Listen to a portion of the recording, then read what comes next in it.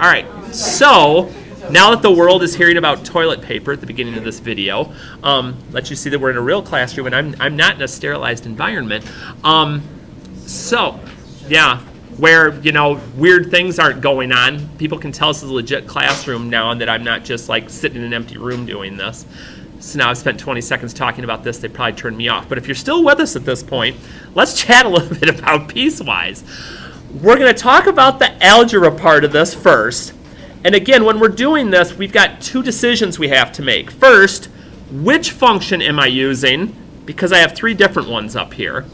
And secondly, once I figure that part out, which one of the two expressions within that function am I going to be using? So, first way, the first part's the easy part. Going by the letters in front tells me which function I'm going to be using. So in this first one, we're going to be using g of x. Oops. This one. Once I get that, my job becomes to figure out which one I'm going to use. So the number in parentheses is my x value, and then I just test to see which one of the if statements is true. Is 5 greater than or equal to 3? Yes. So I plug in my 5 where the x is at and get out my answer. Nothing too bad. So we're going to take a look at these first three. Second one, we're back to f, so we're back over to this one. Again, I'm checking out the if statement. So is -4 less than 2? Yes. Yeah. So I'm going to use this top one. And again, for the x value, I plug in what's in the parentheses with that. And then I just go ahead and simplify. 2 times -4 is -8. Minus 1 is -9. I've got my answer. I'm off and rolling. So then the last one we're going to take a look at up here, number 3. Ooh, we also already noticed that Harty didn't put this in on your guys's, but it's on his. Because when you're doing these, one of your two expressions will always have an or equals to, in case we run into a situation like 3. So, 4, is 4 less than 4? No. But is 4 equal to 4? Yes. So I go ahead, I plug in the 4, I get the answer. So when you're doing these, just go, figure out the function, figure out which one it works, and then plug it in if you can. So like if I'd have been doing g and I had a number like this, oh wait, I have one that I can use. G of 2, like g of x, 2. 2 is greater than 3. No, it isn't. 2 is less than 3. Yes, it is. Wait a minute, though. There's nowhere to stick the 2. So it's just 4. Well, sometimes we get on runs, and sometimes more of them will be like that. So now, though, is the part that takes a little more work. The graphing part. Now, we're going to talk about the process the same way we did yesterday, but I'm not going to talk about graphing lines and erasing. I think that's not going to go well for us, so we're going to scratch that idea. And what I've done today is I've got a table down there. We'll see if we want to use it or not. But here's how this is going to work for us. Remember, f of x is a fancy way of saying y equals. So what I'm doing is I'm going to have these to be able to put into the calculator.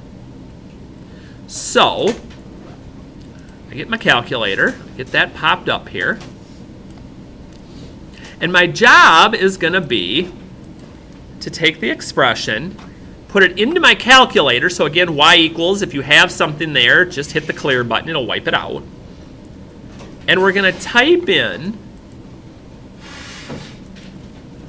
the expression. Now again, I'm not interested in just hitting graph and getting the graph. I mean, that's nice, but it doesn't tell me where the points are.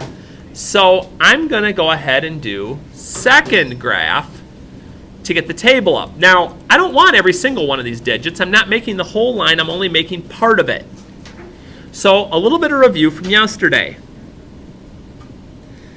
Whatever value is after the x in my if or my when statement, That's where I start.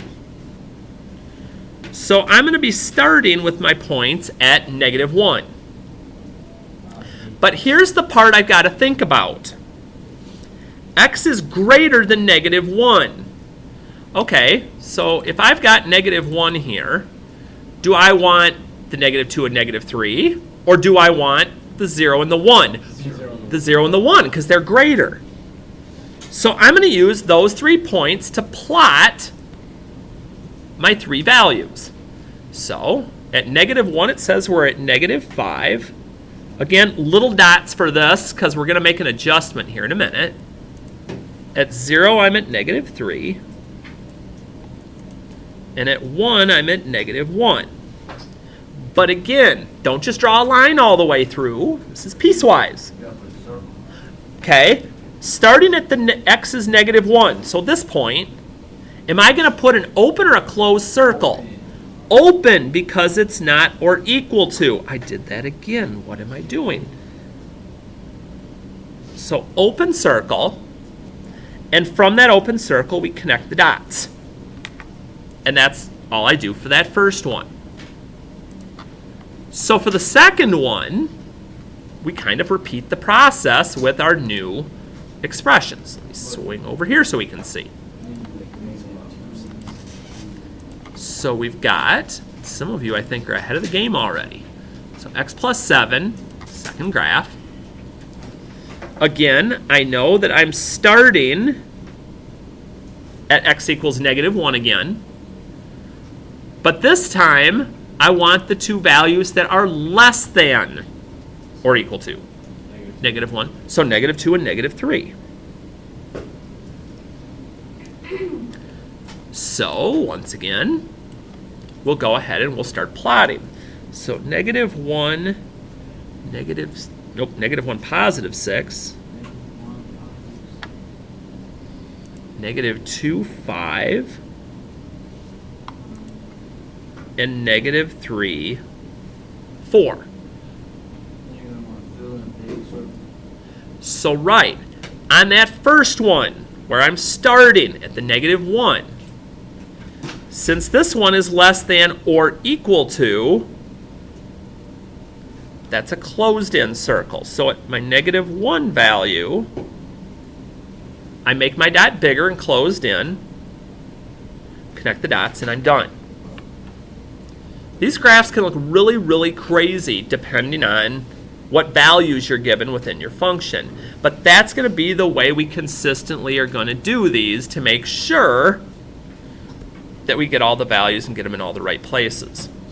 Okay, issues on the first one, because I'm going to start throwing in twists on these last two. Oh dear. I don't want to take up the recording time. Okay, well, or if there's something specifically you see as we get into the last two, you're like, wait, why did you just do this or that? That's okay, because I want to, oh dear.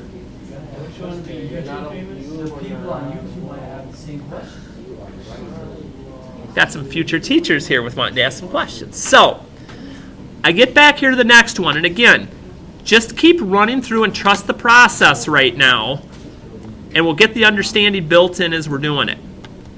So, okay, -2x plus 8.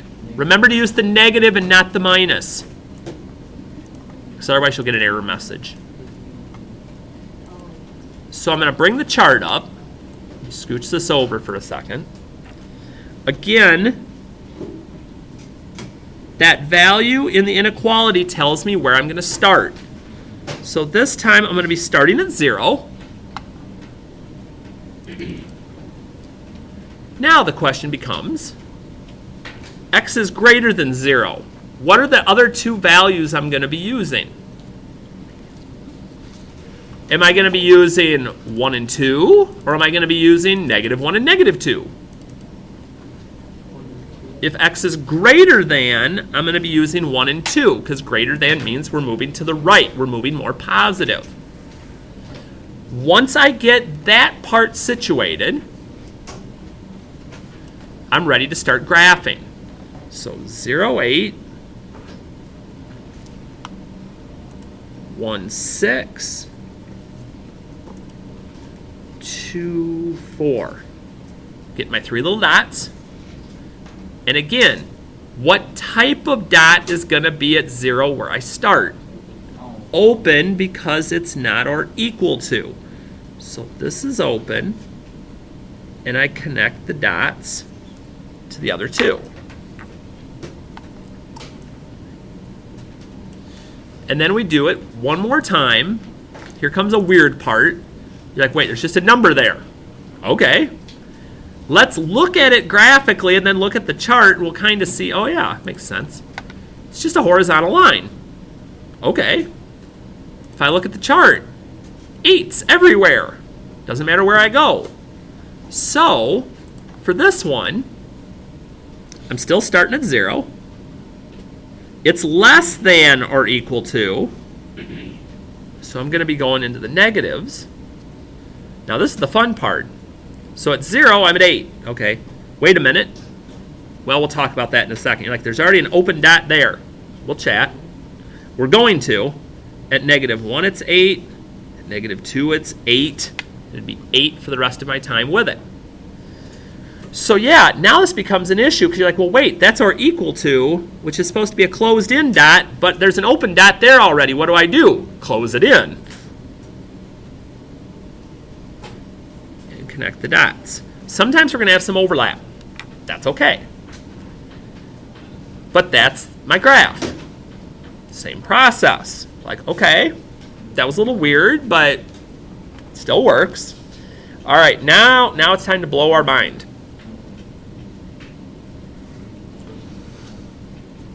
Oh. Okay, yeah, this is going to be strange. Okay, let's get it in the calculator, and then we can chat about how we're going to deal with this. So 2x. Okay, so I get my chart, and you're like, yeah, but where does this start? There's like all kinds of numbers here. Here's how this works. We're going to start on the left side, and since there's a number on the right side as well, this time we have a place that we're going to end. We're going to use those 2 points to do this. And I really do need to start watching that and make sure I get these lines in. So you're like, wait. So what I'm going to do is I'm going to take the -3 value, so -3, -6, put my little dot, and then I'm going to go to 3. That's at +6. We'll put a little dot. And those are the only 2 dots I need. Yes. So, the only question becomes, what about my dots? What type of dots am I going to be putting at both of those points? Do I have or equal to on either of these? No. So what type of dots are we going to plug in? Open. Okay, they're open on both of them, and we connect the dots. It's weird, but that's what we've got to do when I have the equivalent of an AND statement, when I have a starting and an ending point. And I'm going to do that same thing with this one. So I'll still go ahead, I'll still plug it in.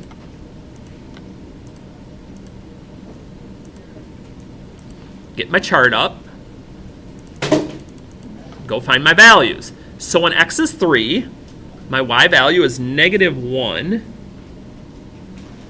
And when my x value is 9, got to scooch over a little or I'm not going to fit, we're going to be at 5. So, again, what types of dots am I going to have at the end of each of these? Closed, like You're both right. Closed with your equal to. and one's not. Open here. So at 3, we're closed. At 9, we're open. And we play connect the dots. So just a reminder again, in case when we first started, you didn't have the paper out or weren't quite situated with stuff. On the practice B side, if I ever get it on here, there we go. We're skipping number 7. So the word problem at the bottom, give it a X out. And on the other side, on the graphing piecewise function side, cross out number 3 because I put the wrong ranges in and it's not going to fit on your graph. And I've had some people ask, wait a minute, I can't even see the X and Y axis. How do you find it? There's a little dot right in the middle. Let me move it down to this one so you can see it. This little tiny dot right there, that's where my origin's at. So I would suggest drawing my axes in a little bit deeper on those so it's a little bit easier to see. But otherwise, it's going to work just like the rest of these have. And my last note before I wrap this one, back on the front, okay, when you're evaluating, when you're doing this algebraically up for the first 4, you're testing out -8 and 5. It's only going to work in one of the expressions. You have to look at the if part to figure out which one it works for. So like the first one that I've got done, -8, is -8 less than 0? Yes. So I plug the -8 into this expression, 2 times x. 2 times -8 is -16. I'm done. And then I do it again for 5. It's going to be the same for all 4 of these. Is 5 less than 0? No.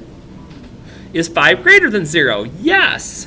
There's nowhere to plug the 5 in. That's okay. The answer is just 0 then.